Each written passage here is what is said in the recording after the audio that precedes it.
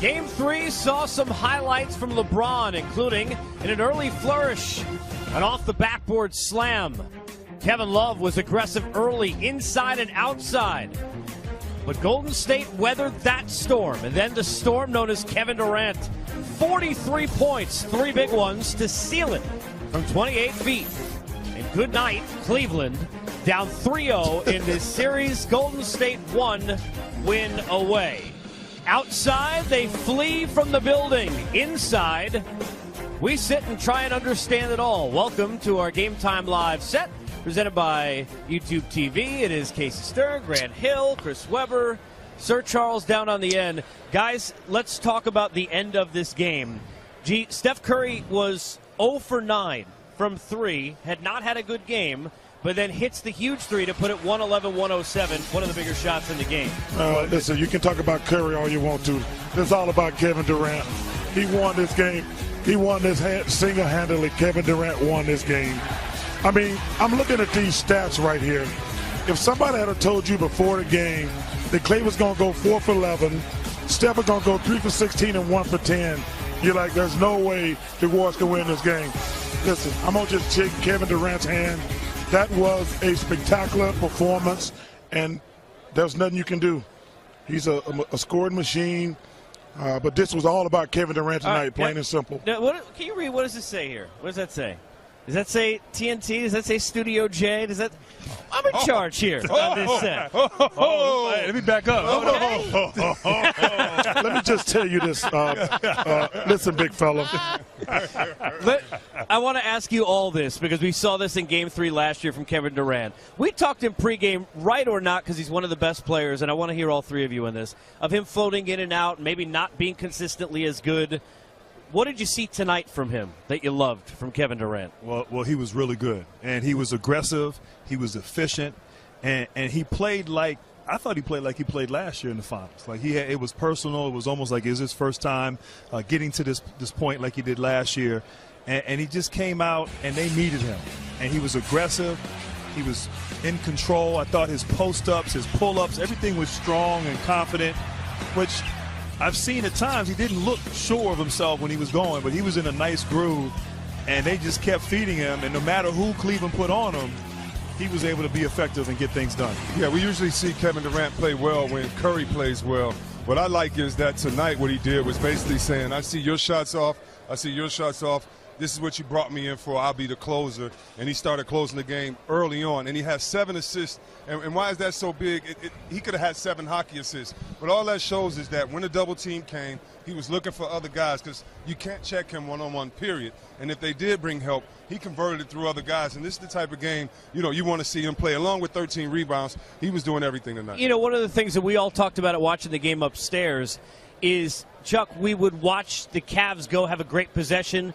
They run 20 seconds off, get a shot. Then Golden State one slip screen in that play that we all broke down in pregame, and they did it seemingly 30 times. Casey, I've never seen a team that dumb in my life.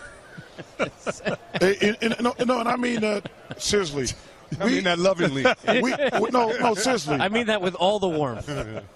The play that Dominique and Dennis Scott, we talked about it before the game. Yeah. I bet how do you think? 10, 12, Oh, 15, I thought more than that, at least. Layups. Yes. On a simple slip screen. For the same play to work that many times, that's just stupidity.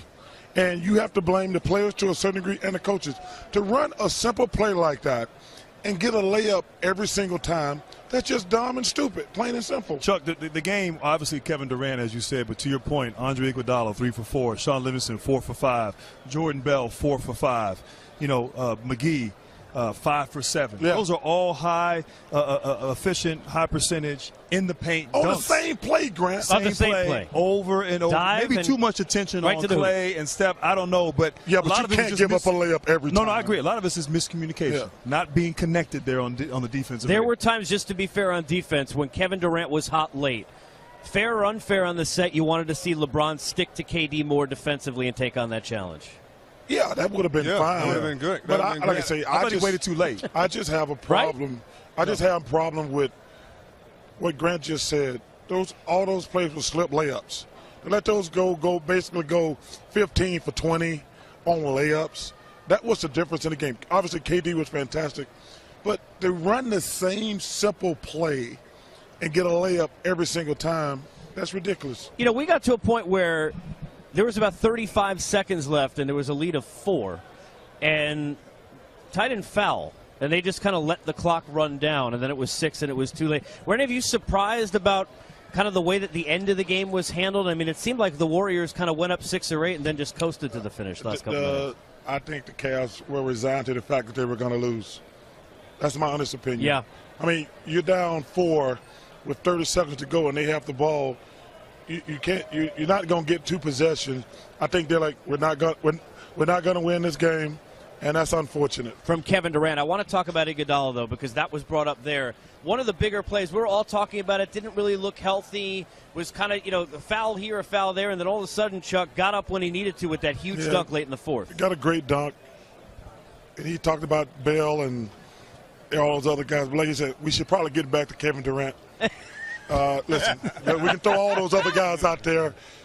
They made a play here or there, but this is all about, Steve Kerr just said it, hey, those guys all play good. We should get back to Kevin Durant. I saw LeBron score 29 out of 30 against the Pistons. Yeah. I said that was the best playoff performance I'd seen since I've been on television.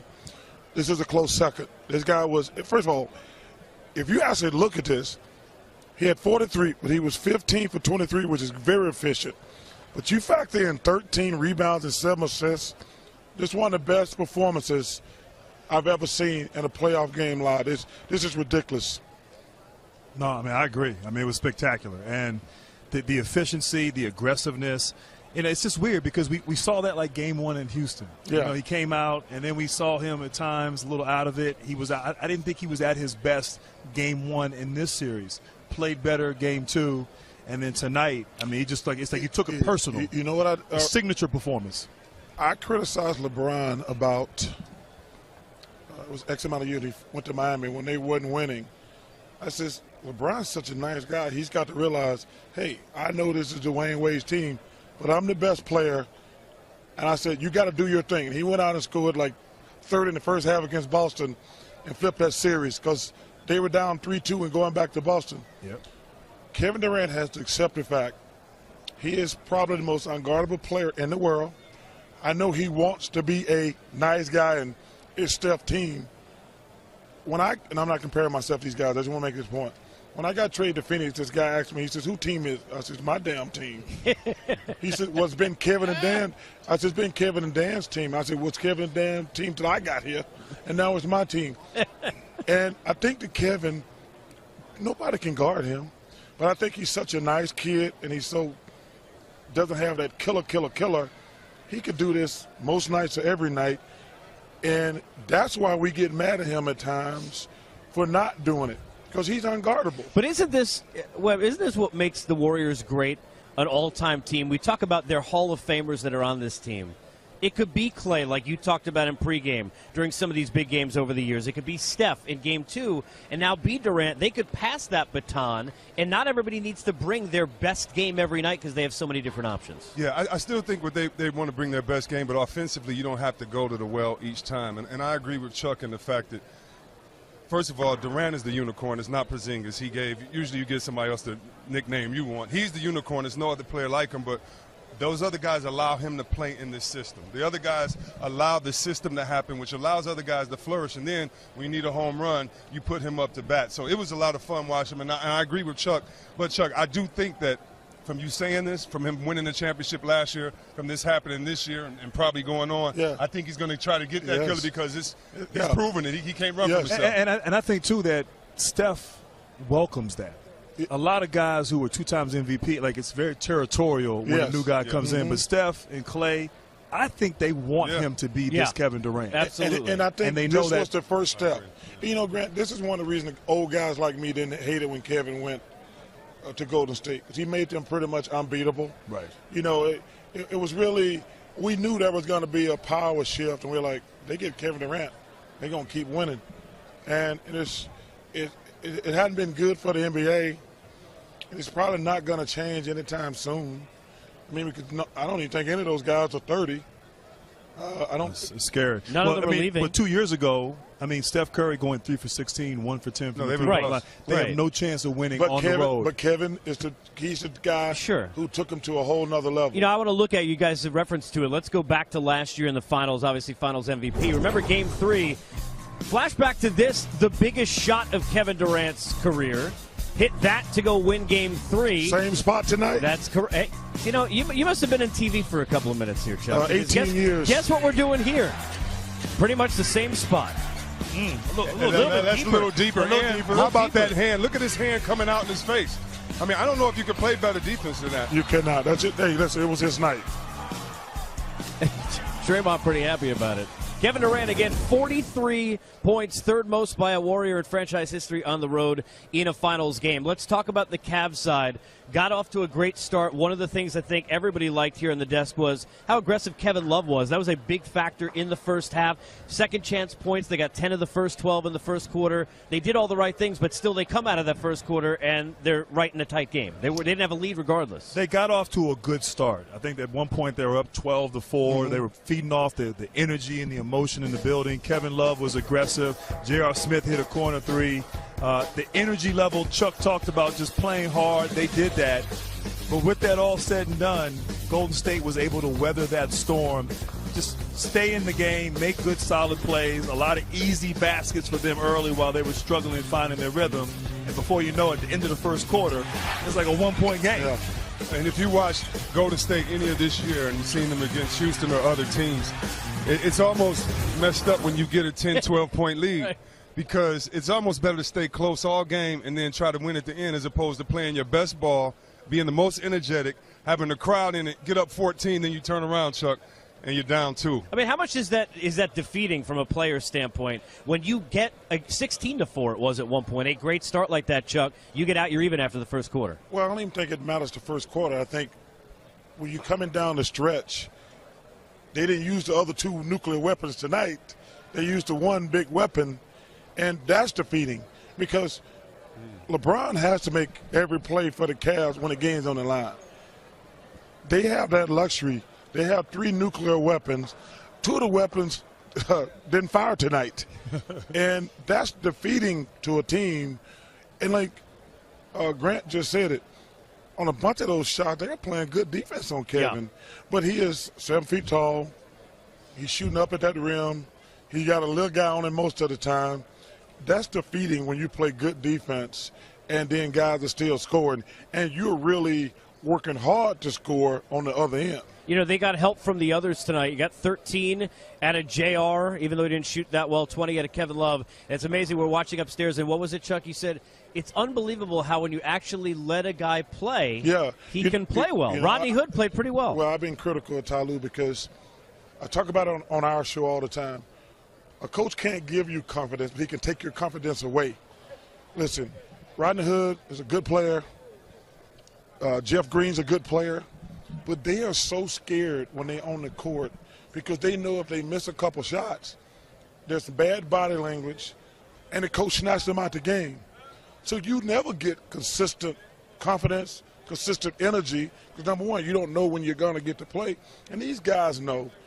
We've been around a long time. Guys, they act like they're into the game, but if you're not going to play, it's fake bravado.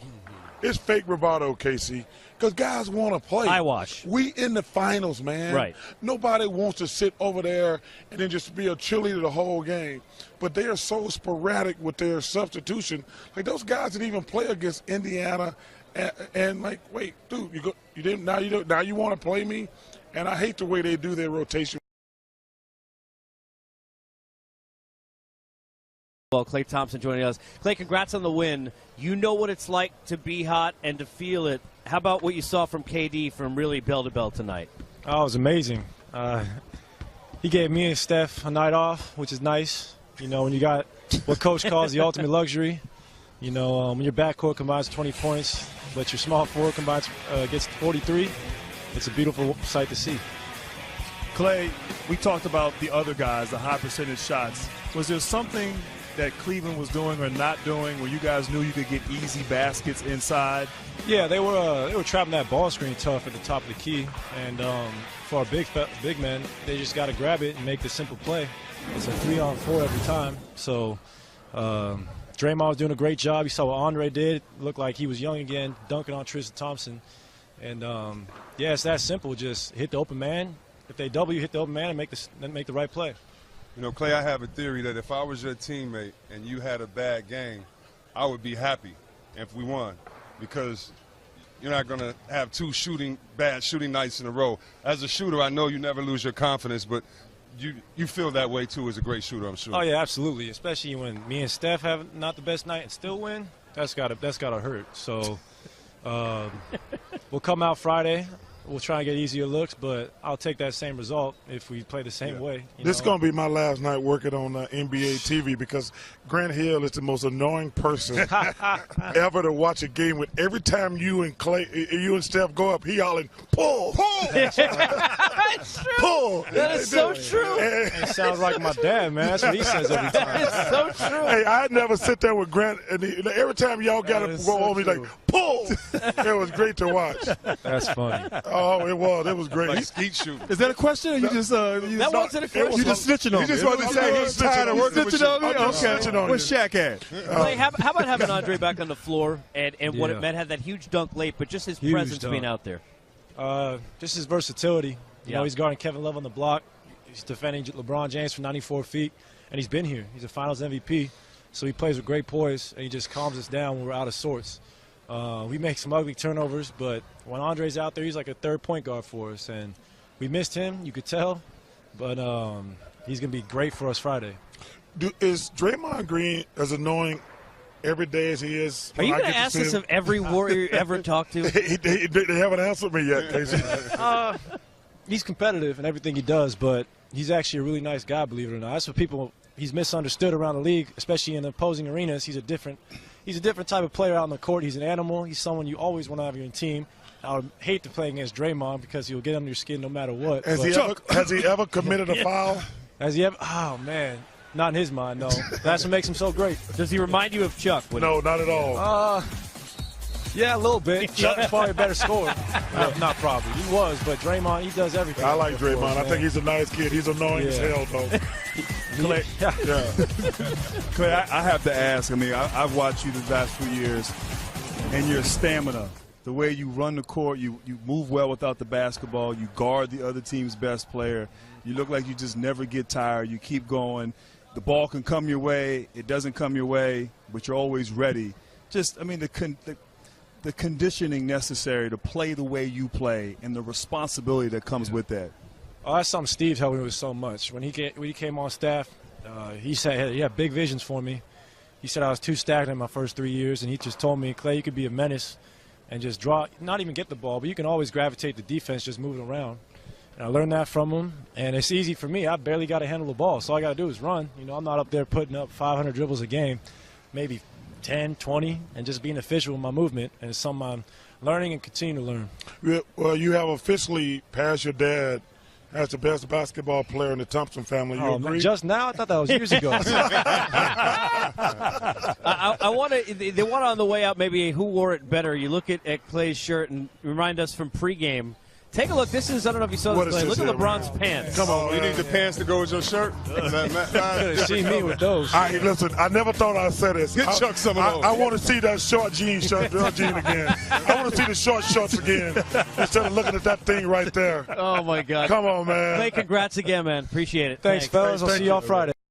It's obviously frustrating for Kevin Love and all of his teammates playing the Warriors, who now, by the way, continue their highest winning percentage in a 4-year span in playoff history. They're 62-20 in the last 4 years in the postseason. But let's talk about LeBron and his performance, because Kevin Love getting asked about down 0-3. It's hard not to talk about, which we'll discuss a lot, guys, I'm sure, in a couple of days, the fact that in this building it could be LeBron's last game as a Cavalier. How about, Chuck, I'll start with you, his mindset. He didn't have as strong a game, despite his 10th triple-double in playoff history, most ever in the NBA, as he did maybe in Game 1 or in Game 2. What do you do now? What hasn't he done?